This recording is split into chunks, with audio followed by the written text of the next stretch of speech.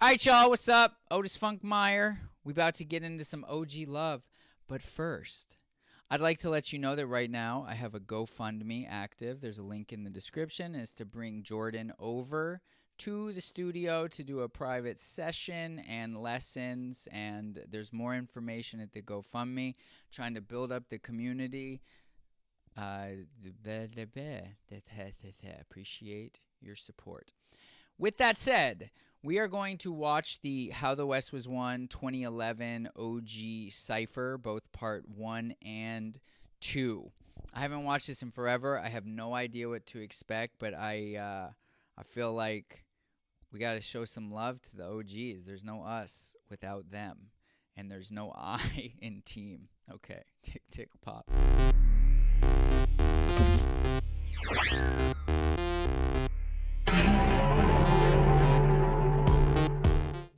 Okay, here we go. Let's get it in.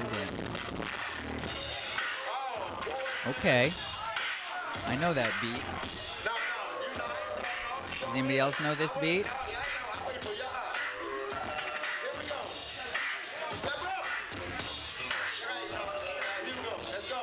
Poppin' Pete. No Bone Tyrone.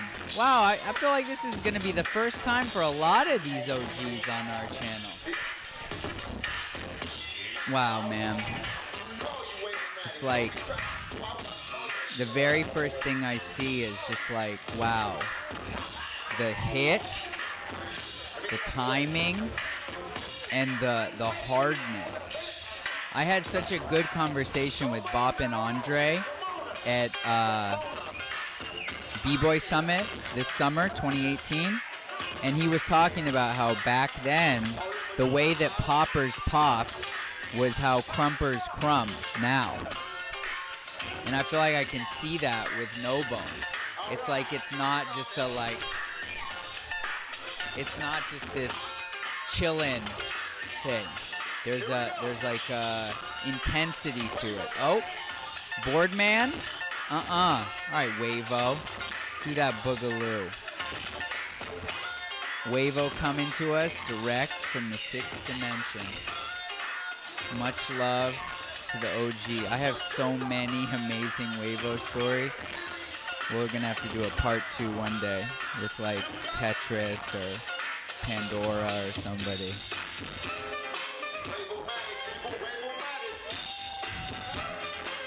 The main thing I see with that is just the continuousness of the waving. OG Ace Rock from New Mexico, teacher of Poppin' John, among others. And it's that same thing. Straight and to the point. Angles, hard hits, quick timing. Get from one point to the next quickly so that you can have that stillness. The pocket. Everything staying in the pocket. Ooh. Them waves is nice, bruh. I think I've underestimated OG Ace Rock as a waver.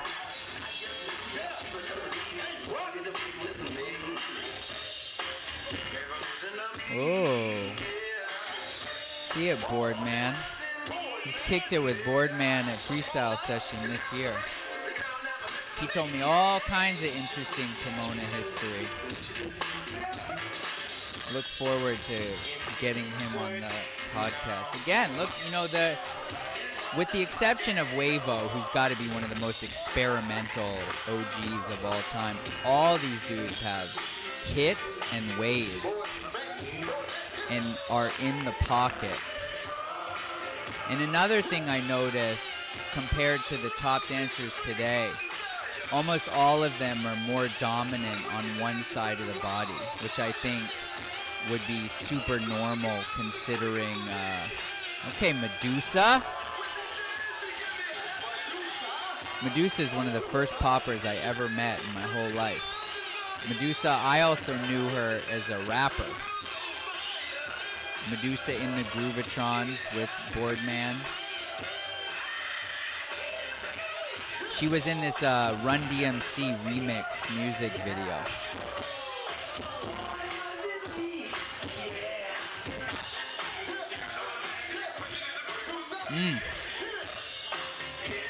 Yeah, I would say that the biggest thing I see that this generation has over today is a focus on the intensity and of the hitting.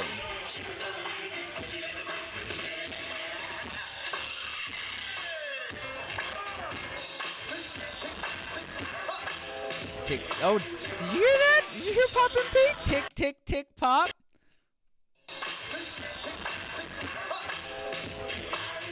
What can I say? It's like prophecy. I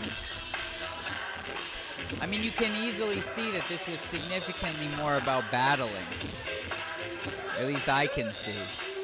It's like all of this can be directed at someone, you know? Just straight and to the point, and like, I'm not here to be your buddy. Yeah, Tic Tac, yeah. My bad, I didn't say. OG Coco. Coco going to be on the podcast any day now. Got that Taco Hugo style.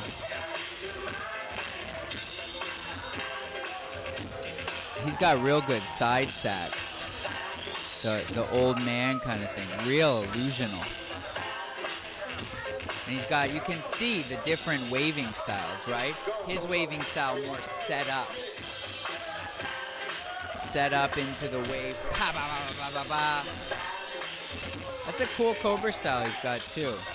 More of a focus on smoothness than like how deep you're sunk in or out. I feel like a lot of the focus has become that now with most people. This Chuco.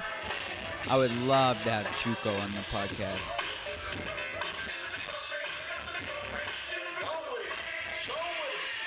Those ground moves. But yeah, I mean, do you see this? That like, this is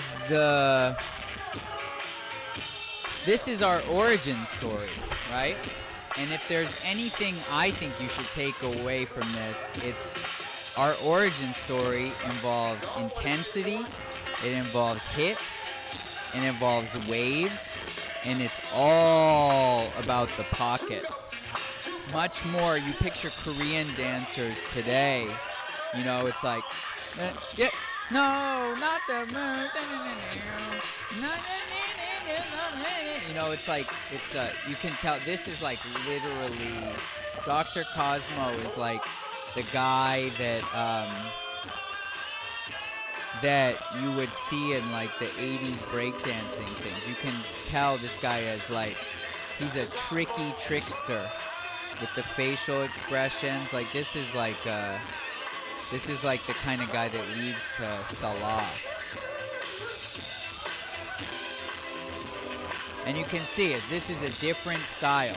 My guess would be, though I could, this is based on nothing, but just watching how this guy dances, I would think that he started a little later, when it was a lot more of like breakdancing, and it was a lot less of like coming out of gang culture and battle culture. Or it's like, no, I don't want to say battle culture. It's a different kind of battle culture, right? Like this is closer to a street performance than to like a street battle. And you see very little focus on hits. There's a different thing. Right? And kind of, I know you can't say this in 2018, but the name for that move he was doing then was called the fag walk. And no one is judging your preferences. It's the name of the move. It's just historical accuracy.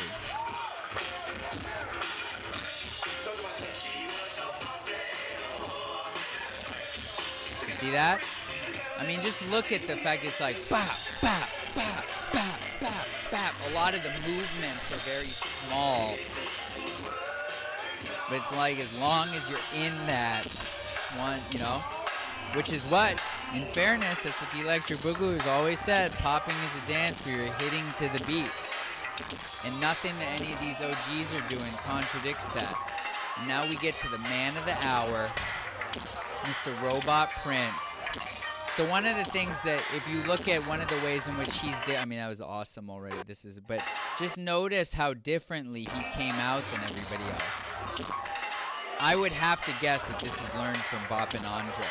Start toward the back, just kind of walk in a little bit, and then all of a sudden 2 crazy double hits. You hear that? How he's going to the voice right there?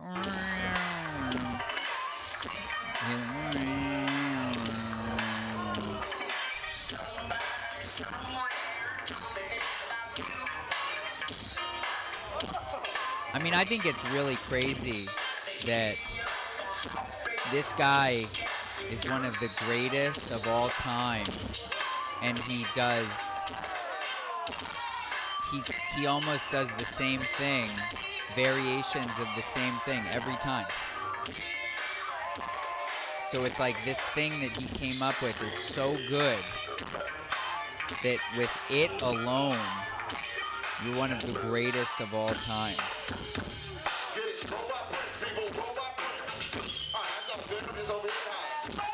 The mime. Notice that foot, the thing. That's a very classic bopping footwork thing, where the one foot swivels. Notice how all this, the illusion of all the feet are based on no level change and no movement in the head. I'm more convinced than ever that the key to illusions is simply one half of the body not moving while the other half of the body does move. He's not done. He's not done. He's innuendo.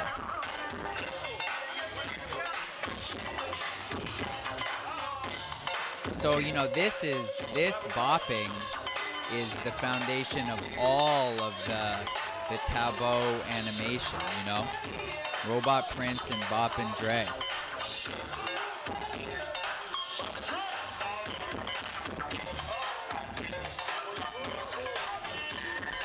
It's like, I just want to keep dancing, man. Just let me keep dancing. I'm telling you.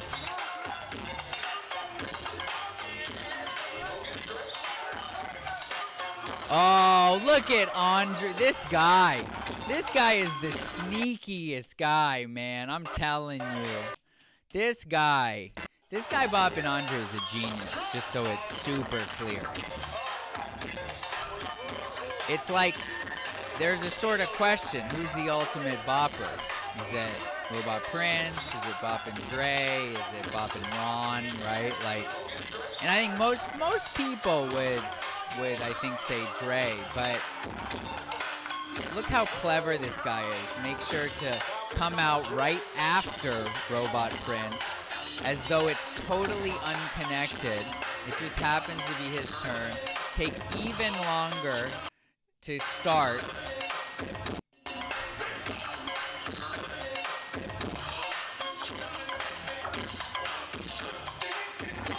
I guess what I would say, thank goodness that these OGs are not as sensitive as the younger people.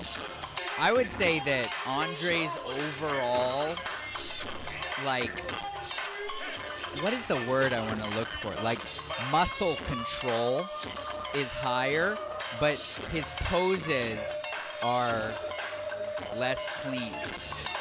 And I don't even think he would, like, not that. Like, those poses stand up to anyone ever in the history of humans. But when he gets into his wave stuff and so on, he can go into poses that are not so clean. I think the other really strange and amazing and interesting thing with him is it's almost impossible to ever tell when he's doing something seriously, when he's just treating something like a joke, and when he just snuck in something hugely technical that went over everyone's head, including my own.